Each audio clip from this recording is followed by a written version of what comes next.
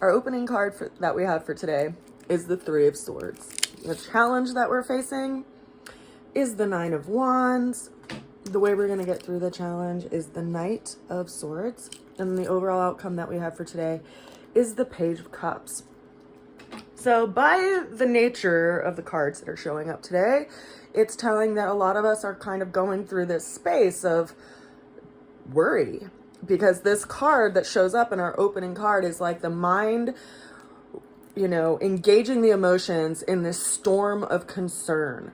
And that can be really paralyzing. It can be really immobilizing. It can defeat our will in a lot of ways if we are just stuck in these energies of the mind and the emotions. Our challenge today is the Nine of Wands. So it's this energy of like being stuck looking over past mistakes. Like, what could I have done differently? What should I have done differently? How could have this resulted in some other outcome than what it was? And it's hard in that situation because a lot of times when we're looking over our past mistakes, we can be taking our own will and beating ourselves over the head with it.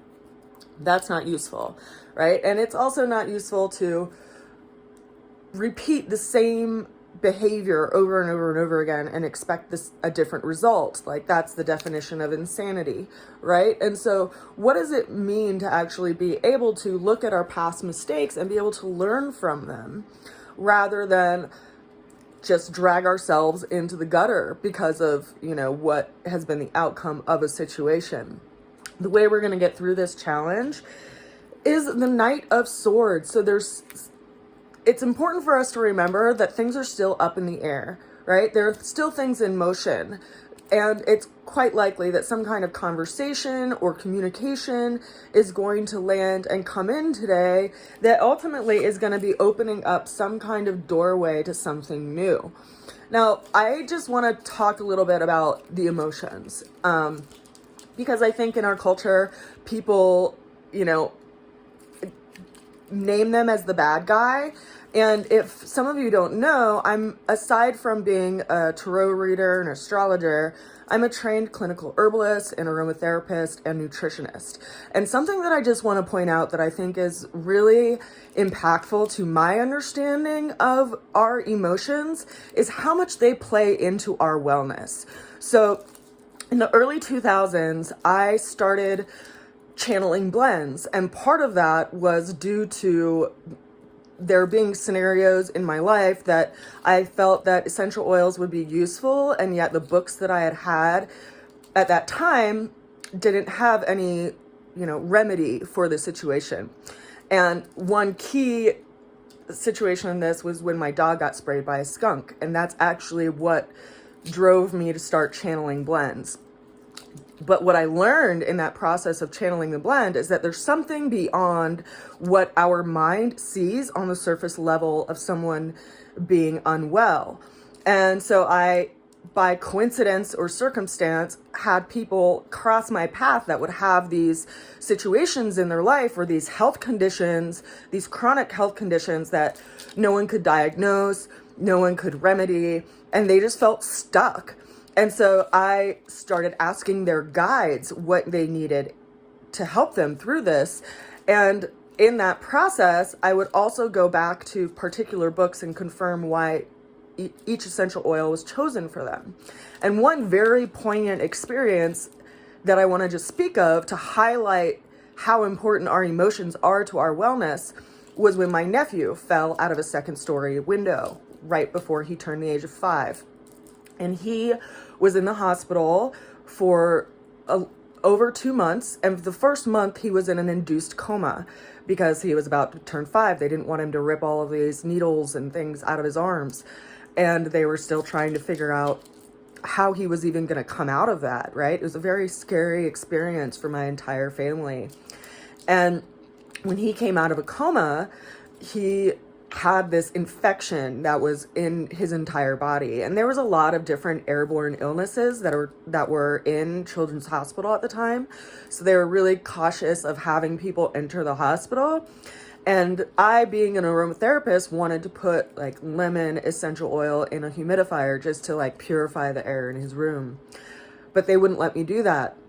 And so I got the idea instead to make some kind of aromatic spray that I could just spray over his bed and him to help disinfect the air, because they couldn't figure out where this infection was coming from and why his body wasn't able to fight it based on what was going on with him. And granted, he had 4 IVs in him, so his system was basically like open to the environment. So I channeled a blend for him. And what was really telling in that was that not only did oils come through that were for viral infections and airborne illnesses, but oils also came through that were to help with shock and trauma.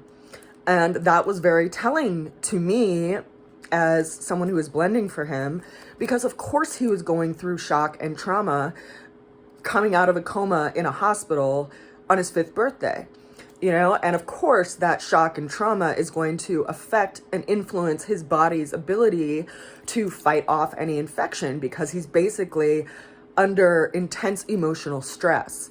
And so that was very telling for me. And I, you know, continued to blend for people in this way, to channel blends for them. And I continued over and over and over again to see that what was going on with someone physically was a result of something that was going on with them emotionally that they weren't able to transverse through.